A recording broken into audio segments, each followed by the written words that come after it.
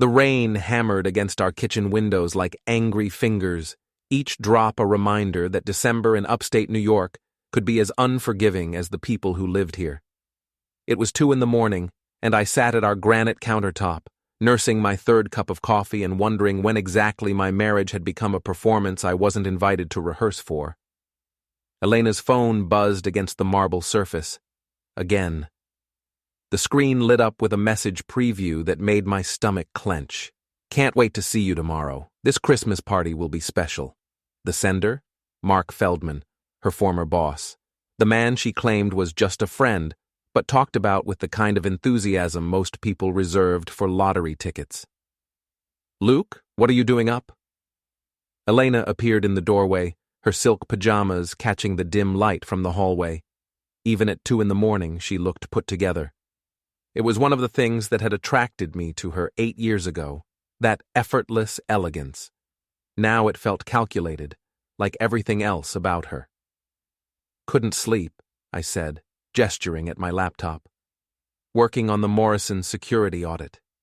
She padded over, her bare feet silent on the hardwood. You work too hard. Her voice carried that tone she used when she wanted something, soft, concerned, with just enough affection to sound genuine. Someone has to pay for this place, I replied, watching her face in my peripheral vision. She picked up her phone, thumb dancing across the screen.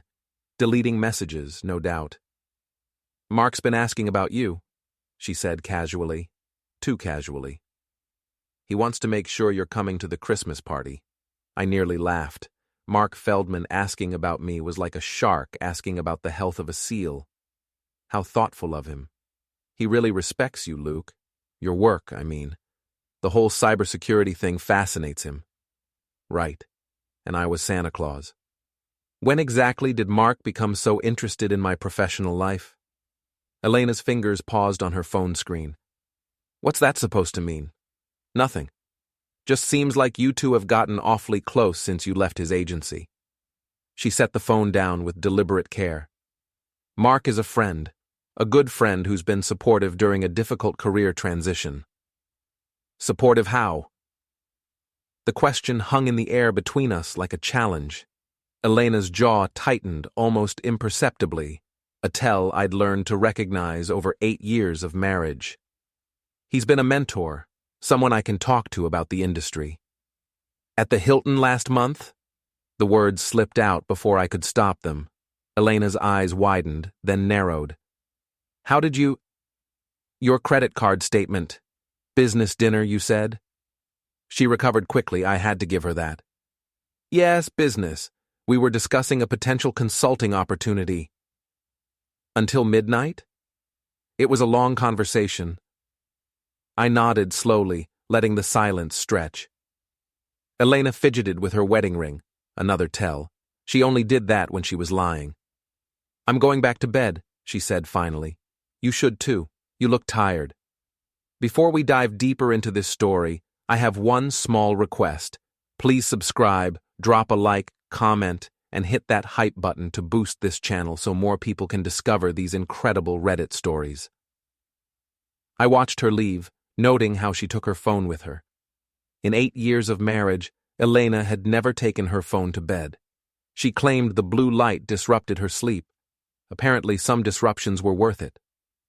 I opened my laptop and pulled up the guest list Elena had been working on for our annual Christmas party.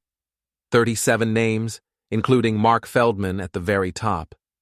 She'd added little notes next to each name, dietary restrictions, drink preferences, conversation topics to avoid.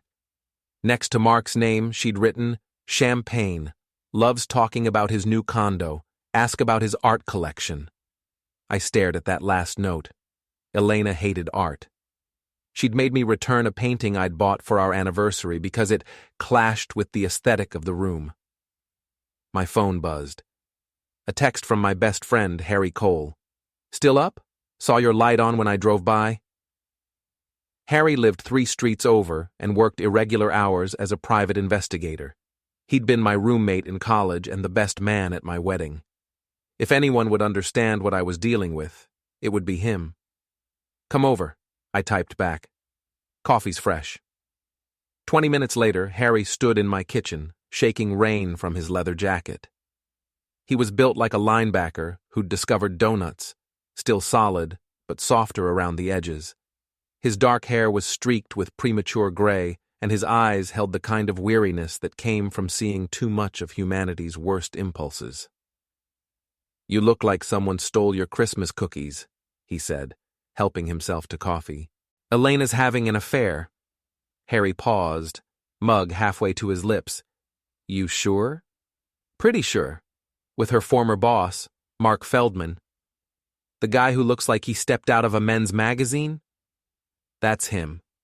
Harry set down his mug and studied my face. "What do you want to do about it?"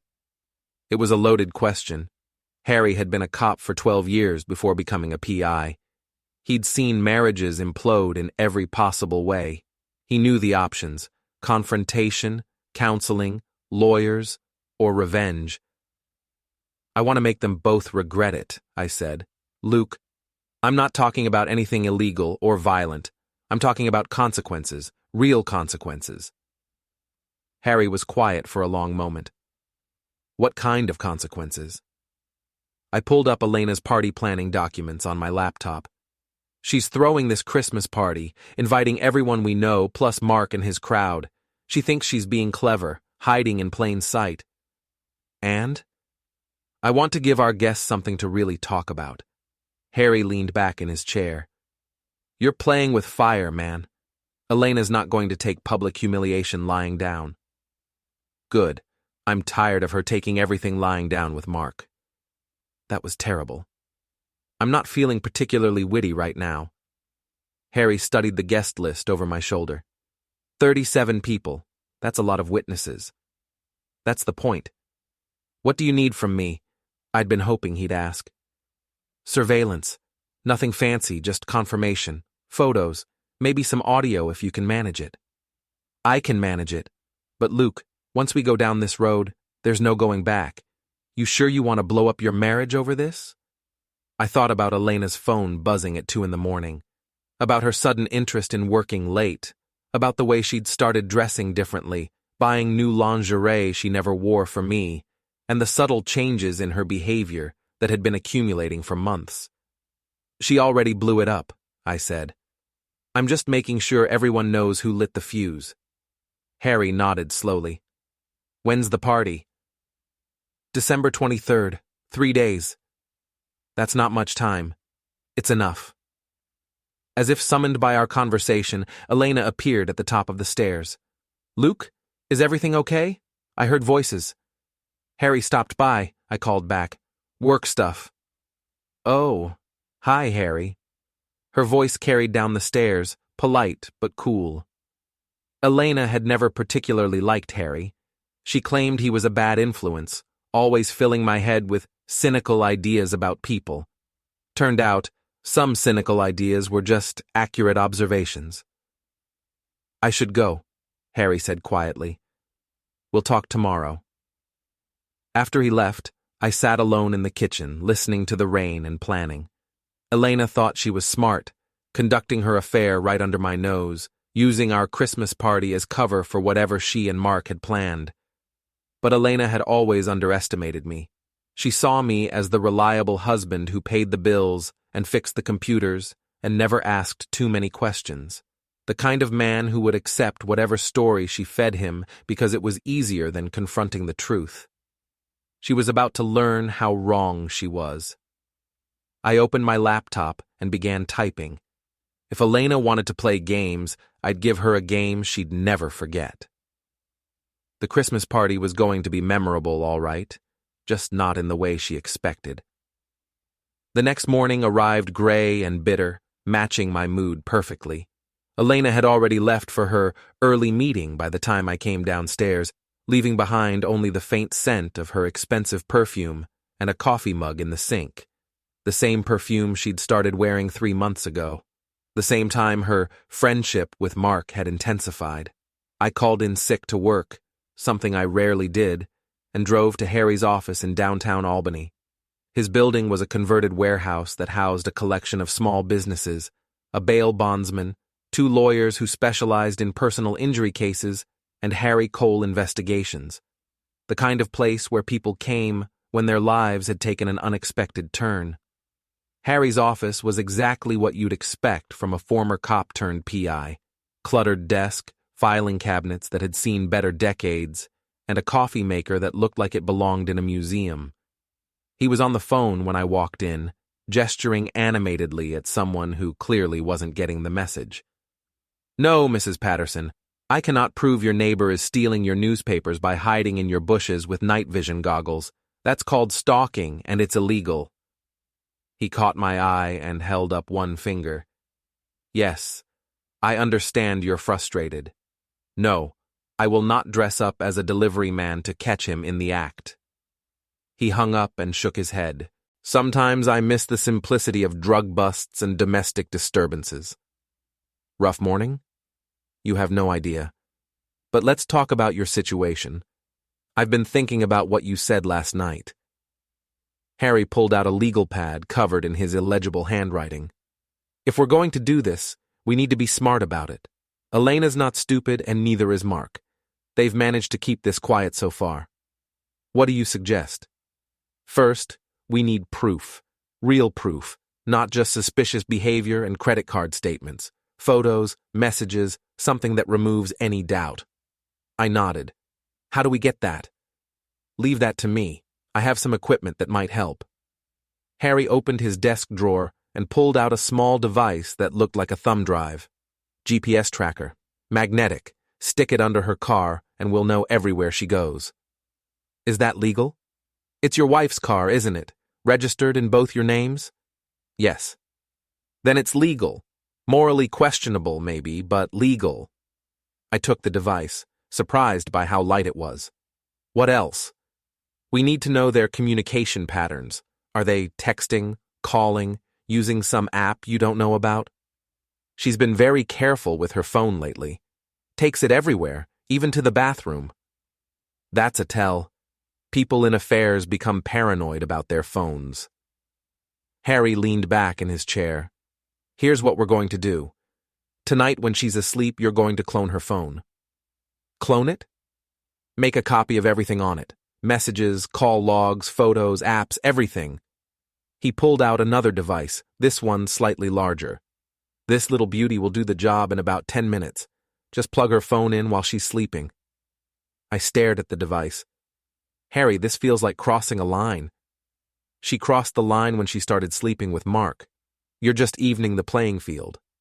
He had a point. Elena had been playing by different rules for months. Maybe it was time I learned the game. "What about the party? Even if we get proof, how do we use it without looking like the jealous husband who lost his mind?" Harry grinned. "That's where it gets interesting. You said Elena's been planning this party for weeks, right? Sending invitations, planning the menu, the whole thing?" "She's been obsessing over it." "And Mark's going to be there?" "He's at the top of the guest list." "Perfect. Here's what we're going to do." Harry outlined his plan, and I had to admit it was brilliant. Devious, but brilliant. By the time he finished explaining, I was actually looking forward to the party. I spent the rest of the day putting pieces in place. First, I attached the GPS tracker to Elena's BMW, positioning it behind the rear wheel well where it wouldn't be noticed. Then I stopped by the wine shop and made some modifications to the bottles Elena had selected for the party. Each bottle of champagne and wine got a special edition, a small, waterproof label hidden under the main label, containing a QR code that linked to a website I'd quickly built. The website was simple, just a single page with a message. Ask Elena about her business dinners with Mark. It was subtle enough that most people might miss it, but curious enough that some would definitely scan the code. And in a room full of marketing professionals and social media enthusiasts, someone would definitely scan it. Elena came home at 7:30, later than usual. She looked flushed and excited, the way she used to look after we'd had a particularly good day together. "How was your day?" I asked, not looking up from my laptop. "Productive. Really productive." She set her purse on the counter and pulled out her phone to check messages. I confirmed the catering for tomorrow night. Everything's going to be perfect. I'm sure it will be. She moved around the kitchen, preparing dinner with unusual energy. Mark called today. He's really looking forward to tomorrow night. He said he has some exciting news to share. My fingers paused over the keyboard. What kind of news? Business news. He's expanding his agency, looking for new partners. Partners? Equity partners. People who would have a real stake in the company's success. I felt something cold settle in my stomach.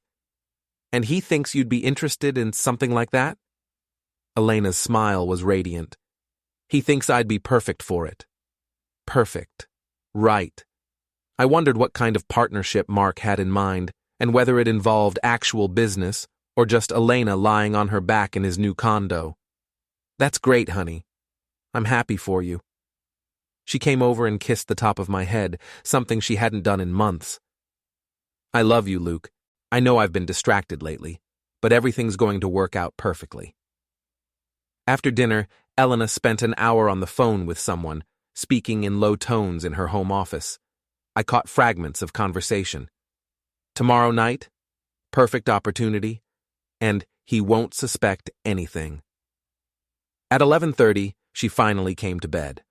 I pretended to be asleep while she settled in beside me, her phone charging on the nightstand just within reach.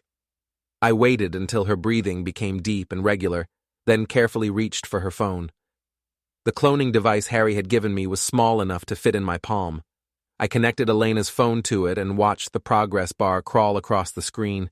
10%, 25%, 50%. Elena stirred beside me and I froze. If she woke up and caught me, the whole plan would collapse. But she just rolled over, murmuring something in her sleep. 75%, 90%, 100%. Done. I disconnected the device and placed her phone back on the nightstand, my heart hammering against my ribs. In 10 minutes, I'd gained access to months of Elena's private communications. The next morning, while Elena showered, I reviewed the contents of her phone on my laptop. What I found was worse than I'd imagined. Hundreds of text messages between Elena and Mark, dating back 4 months. Photos she'd sent him that made my stomach turn. Plans for trips they'd taken together while I thought she was visiting her sister in Boston. And most damaging of all, detailed discussions about tonight's party. This is our chance, Elena had written. Luke will be distracted playing host. We can slip away to the guest bedroom. Mark's response, can't wait to unwrap my Christmas present early. But it was the final exchange that made me understand the full scope of their betrayal. Elena, after tonight, we can start making real plans. The partnership offer is perfect timing. Mark, you sure he won't fight the divorce? Elena, Luke's not a fighter. He'll be hurt, but he'll accept it, especially once I explain how unhappy I've been. Mark, and the house? Elena, community property. We'll split everything 50-50. Plus, I'll get alimony while I'm getting the business established. They weren't just having an affair. They were planning my entire future without consulting me. Elena had already decided to leave me, take half of everything we'd built together, and walk into a new life with Mark. I stared at the screen, feeling something hard and cold crystallize in my chest. Elena thought I wasn't a fighter. She thought I'd roll over and accept whatever she decided to dish out. She was about to learn how wrong she was. I called Harry. It's worse than we thought. They're planning to announce their partnership tonight, and Elena's already planning our divorce. You get proof? Screenshots, photos, the whole thing. Harry, they've been planning this for months. Good. That makes what we're about to do feel a lot less like revenge and a lot more like justice. Justice. I liked the sound of that. Tonight's party was going to be memorable, all right. Elena wanted to make an announcement? Perfect. I had a few announcements of my own. December 23rd arrived with the kind of crisp, clear cold that made everything look like a Christmas card. Elena had been up since 6, transforming our house into what she called a winter wonderland. White lights draped every surface, silver and gold ornaments caught the afternoon sun, and the dining room table groaned under the weight of an elaborate spread. She moved through the preparations with manic energy, checking and rechecking every detail. This wasn't just a party for her. It was a stage for the next act of her life. "The caterers will be here at 5, she said, consulting her phone for the 100th time. "Guests start arriving at 7. Luke, you did remember to pick up extra ice, right? 2 bags in the garage freezer. And you'll change into your navy suit? The one with the silver tie?" I nodded, watching her fuss with a flower arrangement. Elena wanted me to look good tonight. Probably made it easier for her to justify leaving me if I looked like the kind of man other women might want. "Mark texted this morning," she continued, not meeting my eyes. "He's bringing a bottle of that champagne you liked from his birthday party." How thoughtful. He really is a good friend, Luke. I hope you'll give him a chance tonight. A chance. Right. The man who'd been sleeping with my wife wanted me to give him a chance. I'll be the perfect host, I promised. At 5:30, I excused myself to get ready. In our bedroom, I pulled up the tracking app on my phone. Elena's car had made 3 stops today: the florist, the caterer, and Mark's condo. She'd spent 45 minutes at Mark's place, just long enough for what Harry would call a pre-game warm-up. I put on the navy suit Elena had requested, but I swapped the silver tie for a red one. Tonight called for a power color. By 7 o'clock, our house was filled with the sounds of conversation and laughter. Elena had invited an interesting mix: her former colleagues from Mark's agency, my co-workers from the IT consulting firm, neighbors, and a handful of friends we'd accumulated over 8 years of marriage. Mark arrived fashionably late, carrying an expensive bottle of champagne and wearing a smile that didn't quite reach his eyes. He was exactly the kind of man Elena would find attractive: tall, silver-haired, expensively dressed, with the kind of confidence that came from never having to worry about money. "Luke," he approached me with his hand extended. "Great party. Elena's outdone herself." "She has a gift for presentation," I replied, shaking his hand and noting how his eyes immediately began scanning the room for Elena. "There's something I wanted to discuss with you later," Mark said. "Business opportunity. Elena mentioned you might be interested in some consulting work." Did she now? High-end security consulting, the kind of thing that could be very lucrative for someone with your skills. I studied his face. Mark was offering me work at the same time he was planning to steal my wife. Either he was incredibly arrogant, or he thought I was incredibly stupid. "That sounds interesting. We should definitely talk." Mark's smile widened. "Excellent. Elena said you were practical about these things." Elena appeared at his elbow as if summoned. She'd changed into a black cocktail dress I'd never seen before, something that hugged her curves and showed just enough skin to be interesting without being obvious. "Mark, you made it." She kissed his cheek, letting her hand linger on his arm just a moment too long. "Wouldn't miss it. This place looks incredible." They stood close together, their body language screaming intimacy to anyone who knew how to read it. I wondered how many of our guests had already picked up on the undercurrents. "Luke, would you mind checking on the wine situation?" Elena asked. "I want to make sure we have enough of everything." Translation: "Go away, so Mark and I can have a private moment." "Of course. Can I get anyone anything while I'm at it?" I made my way to the kitchen, where Harry was helping himself to shrimp from the catering spread.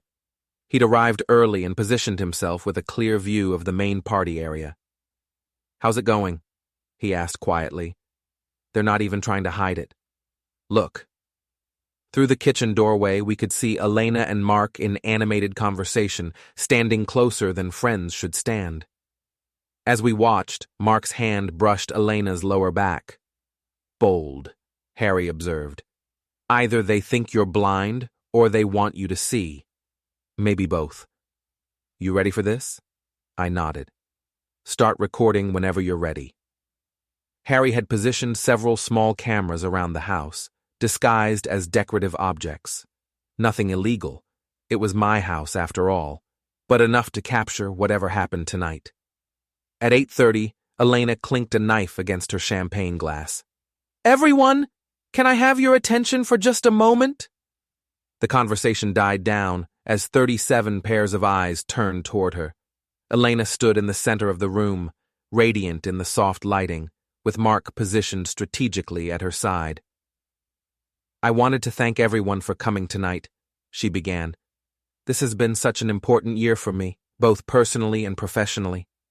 I've learned so much about myself, about what I really want from life."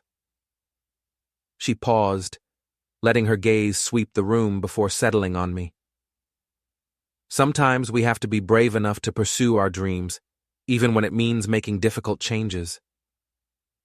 Here it comes, I thought. The public announcement that would humiliate me in front of everyone we knew. Which is why I'm so excited to announce that Mark has offered me a partnership in his agency. Polite applause rippled through the room. Several people looked confused. This seemed like an odd venue for a business announcement. "It's going to mean some big changes," Elena continued, "but I'm ready for them. Sometimes you have to take risks to get what you really want." Mark stepped forward. "Elena's going to be a tremendous asset to the company. She brings a level of creativity and insight that's exactly what we need to take things to the next level." More applause, though I noticed some of our guests exchanging glances. The subtext was becoming impossible to ignore.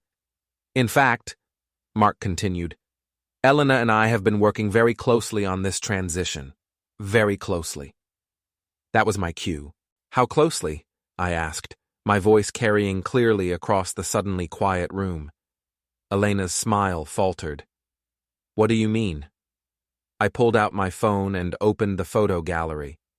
"I mean, exactly how much time have you two been spending together working on this partnership?" The room went completely silent. Elena's face had gone pale, but Mark stepped protectively closer to her. "Luke, I think there might be some misunderstanding." "No misunderstanding," I interrupted. "Elena, would you like to tell everyone about your business meetings at the Hilton, or should I?" Elena's mouth opened and closed without sound.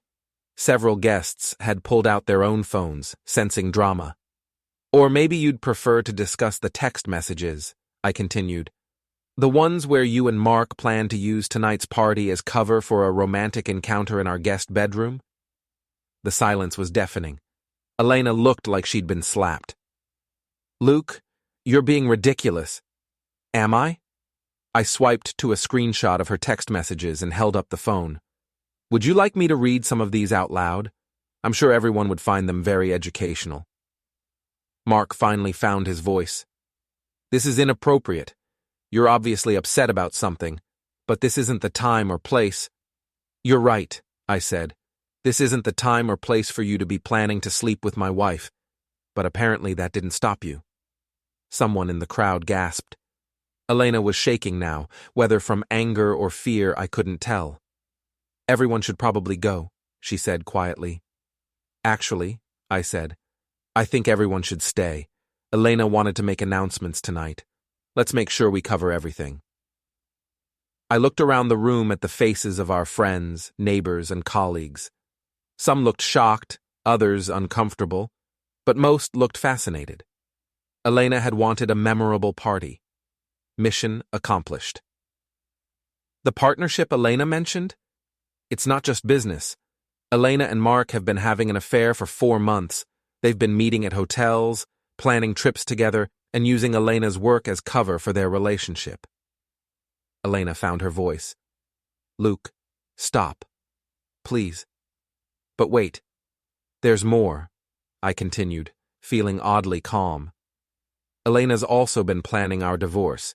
She's already discussed splitting our assets, calculated alimony payments, and made plans for her new life with Mark." The room erupted in whispers and shocked exclamations. Several people were definitely recording now. Mark stepped forward, his face flushed with anger. "That's enough. You're humiliating yourself." "I'm humiliating myself?" I laughed. "Mark, you've been sleeping with another man's wife and planning to steal his business. Elena's been lying to everyone in this room for months, but I'm the one who should be embarrassed." "Luke," Elena said, tears starting to form in her eyes. "Can we please talk about this privately?" "Why?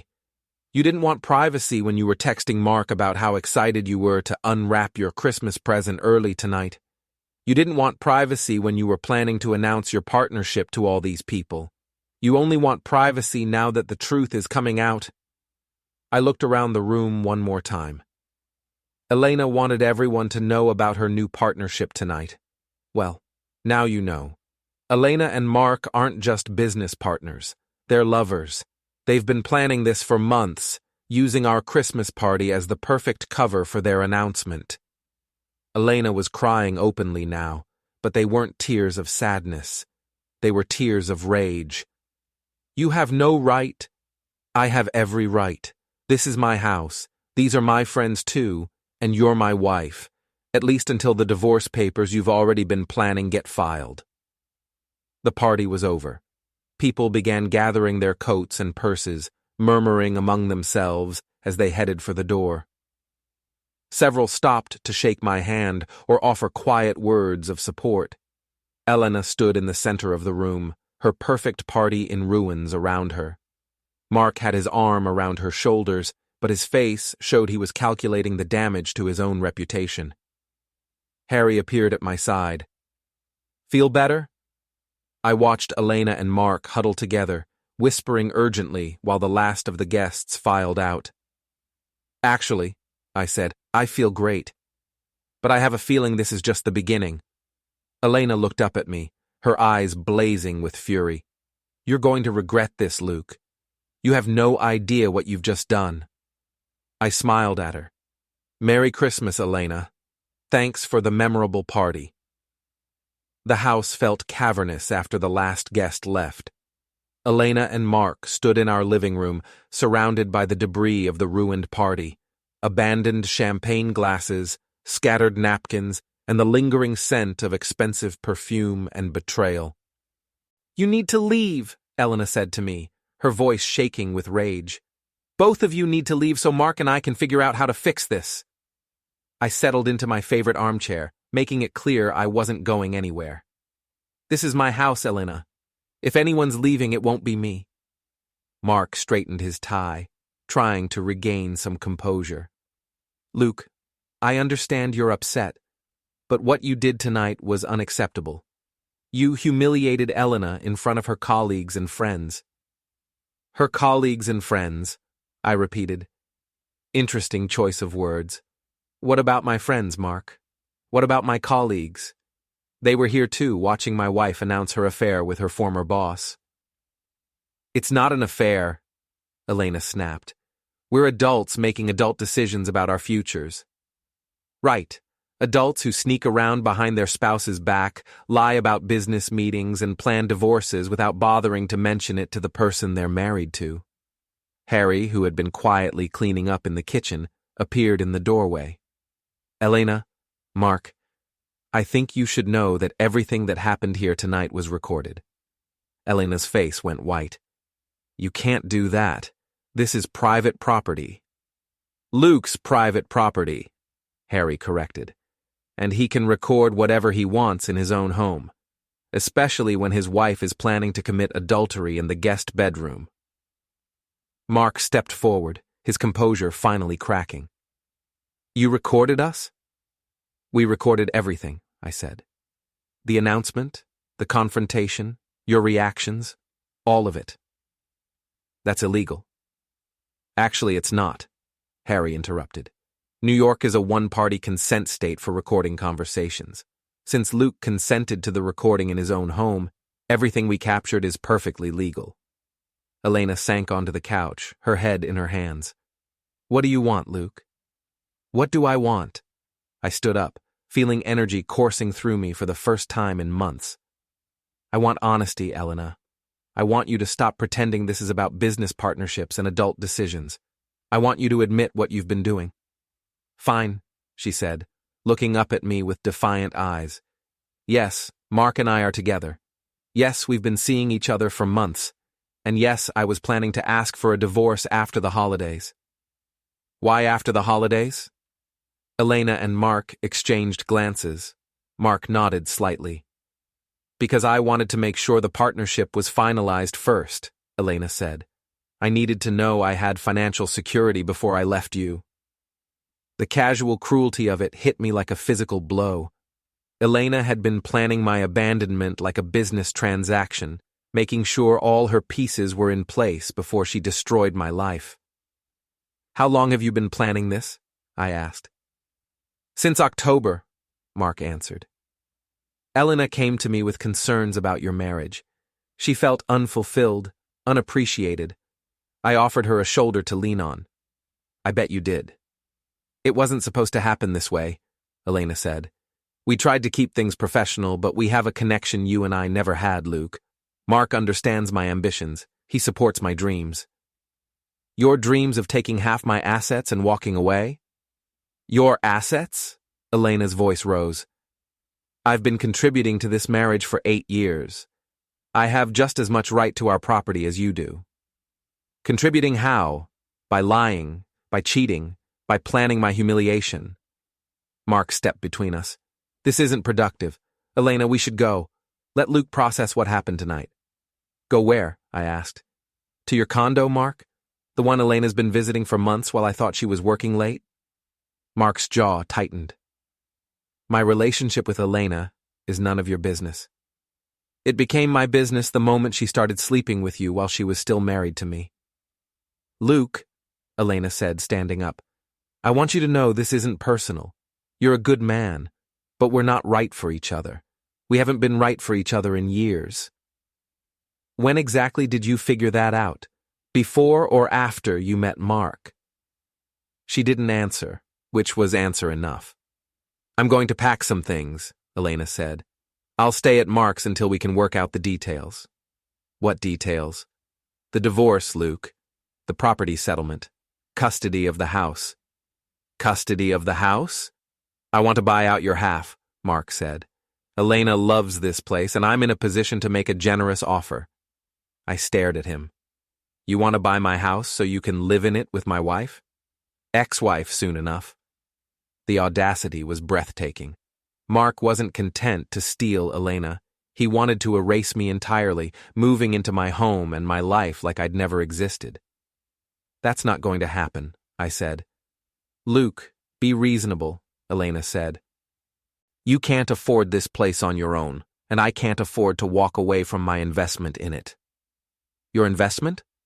Half of everything we've built together belongs to me, including this house. She was right, legally speaking. In New York, marital property was split equally in divorce proceedings. Elena could force the sale of the house and take half the proceeds, or demand that I buy out her share. But Elena had made one crucial mistake. She assumed I would play by the rules she'd been ignoring for months. Harry, I said, would you mind showing Mark and Elena the other recordings we made? Harry pulled out his phone and opened a video file. This is from 3 weeks ago.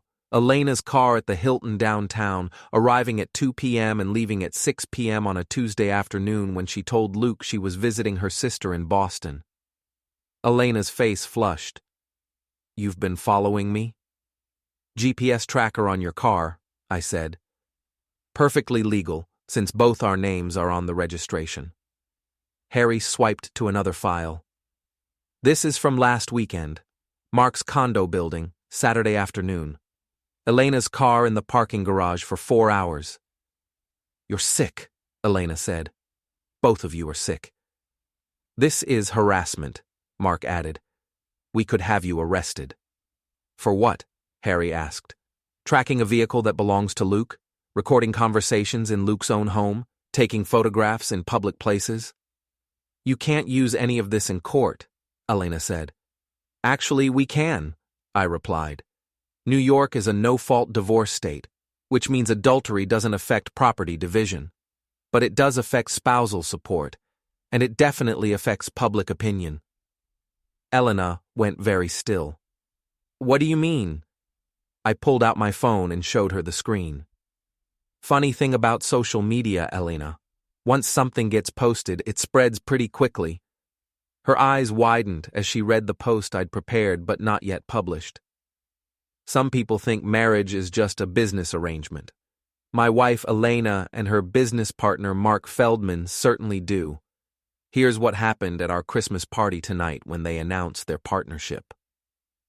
Below the text was a video compilation Harry had put together, highlights from the evening's confrontation, including Elena's admission of the affair and Mark's offer to buy me out of my own house.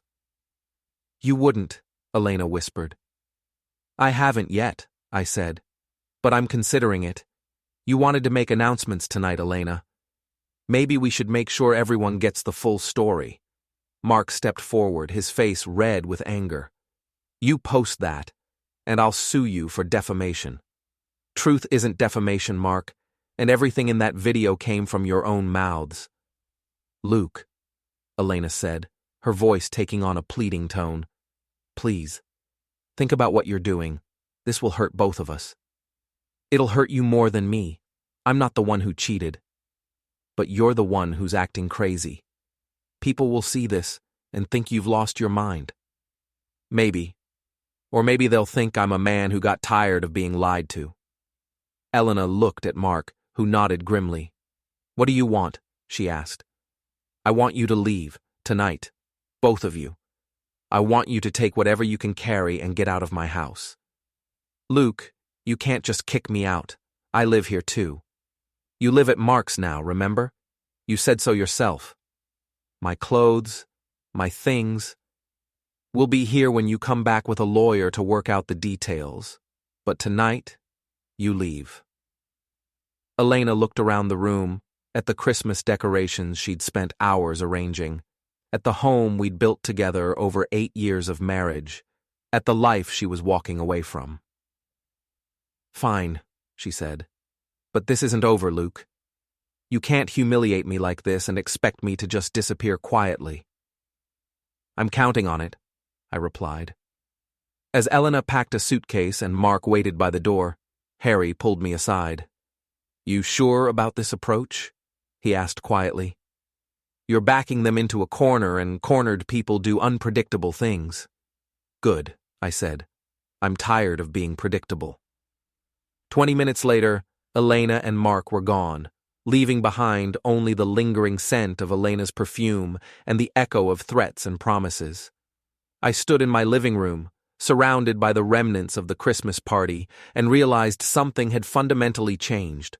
For months, I'd been reacting to Elena's choices, trying to figure out what she was doing and why. Now, for the first time, I was making the choices, and Elena was the one scrambling to react. It felt good, better than I'd expected. But Harry was right about one thing. Cornered people were unpredictable, and Elena had never been more cornered than she was right now. My phone buzzed with a text message from an unknown number. "You have no idea what you've started. This is far from over." I showed the message to Harry, who shook his head. "Looks like round 2 is about to begin," he said. I deleted the message and smiled. "Bring it on." 3 days after the Christmas party, Elena made her move. I woke up Monday morning to find my bank accounts frozen, a restraining order filed against me, and a process server at my door with divorce papers that painted me as an abusive, controlling husband who had threatened and harassed his innocent wife and her business partner. Elena's lawyer had worked fast over the weekend. According to the legal documents, I was a dangerous man who had installed tracking devices on my wife's car, recorded private conversations without consent, and threatened to destroy her reputation through social media harassment. The restraining order prohibited me from contacting Elena directly, coming within 500 feet of her or Mark, or posting anything about them online. Violation would result in immediate arrest. It was a masterful preemptive strike. Elena had turned the tables, casting herself as the victim and me as the aggressor. If I fought back publicly, I'd be violating a court order. If I stayed quiet, her version of events would become the official record. But Elena had underestimated me again. I called Harry from my kitchen, staring at the legal papers spread across the granite countertop where Elena's phone had buzzed with Mark's messages just a week ago. "They moved fast," Harry said after I read him the restraining order. "This is good legal work." "Good for who?" For us, actually. Elena just made a tactical error. How do you figure? She filed these papers under penalty of perjury, Luke. Everything in them has to be true, or she's committed a felony, and I can prove half of these statements are lies. Harry arrived an hour later with a briefcase full of evidence and a grim smile. Elena claims you installed tracking devices without her knowledge or consent, but the GPS tracker was placed on a vehicle registered in both your names, which makes it legal. She claims you recorded private conversations without consent, but the recordings were made in your own home during a party you hosted. What about the social media harassment? You never actually posted anything. Having the ability to post something isn't the same as doing it. I felt some of the tension leave my shoulders. So the restraining order is bogus? Worse than bogus, it's fraudulent. Elena's lawyer either didn't do his homework, or he's hoping you won't fight back. What's our next move? Harry opened his briefcase and pulled out a thick folder. We file a motion to dismiss the restraining order based on false statements. Then we file our own paperwork. What kind of paperwork? Divorce papers, but not the kind Elena's expecting. Harry spread out documents across my kitchen table. Elena filed for divorce, claiming irreconcilable differences and asking for spousal support based on the disparity in your incomes.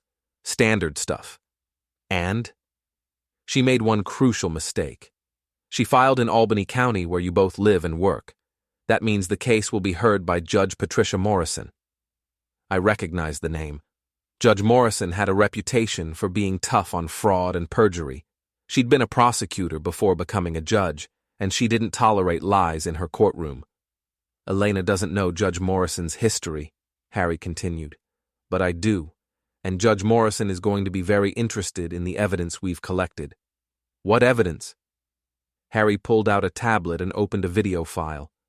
Remember the cameras I placed around your house for the party? They didn't stop recording when the guests left. The video showed Elena and Mark in my living room after everyone had gone. But this wasn't the conversation I remembered. This was Elena and Mark plotting their next moves. We need to get ahead of this story, Mark was saying. Luke's going to try to make us look like the bad guys. He already has, Elena replied. But we can turn this around. If we file first, we control the narrative. What are you thinking? Restraining order. Paint him as unstable, controlling. The tracking device, the recordings, it all fits the pattern of an abusive husband. Will that work? It'll work long enough to get what we need. By the time Luke figures out how to respond, the divorce will be final and the property settlement will be decided. I stared at the screen. They planned this whole thing. It gets better, Harry said, advancing to another section of the video. Or worse, depending on your perspective. In this segment, Elena was on the phone with someone, speaking in low, urgent tones. I need you to backdate some documents, she was saying. Make it look like Luke's been exhibiting controlling behavior for months. Yes, I know what I'm asking. The retainer will cover any ethical concerns you might have. Harry paused the video. Elena's asking her lawyer to create false evidence. That's not just perjury.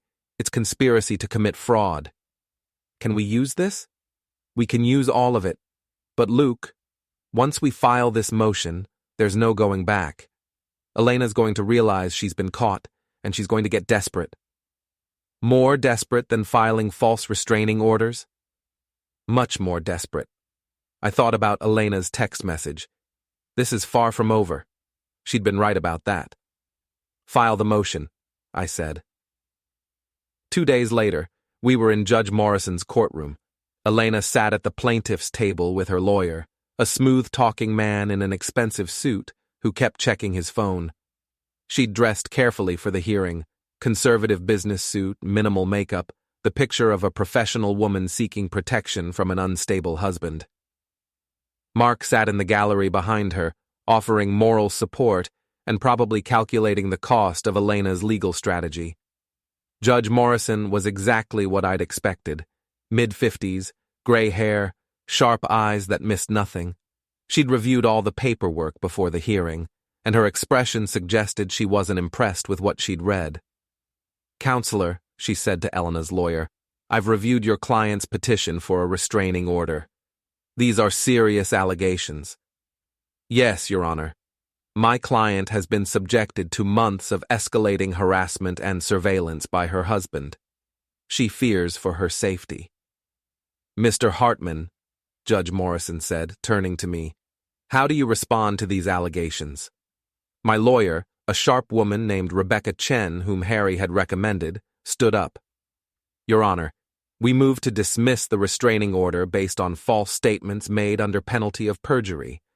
We also request sanctions against opposing counsel for filing frivolous pleadings." Elena's lawyer jumped up. "Your Honor, that's a serious accusation." "It's a serious situation," Judge Morrison replied. "Ms. Chen, what evidence do you have to support your motion?"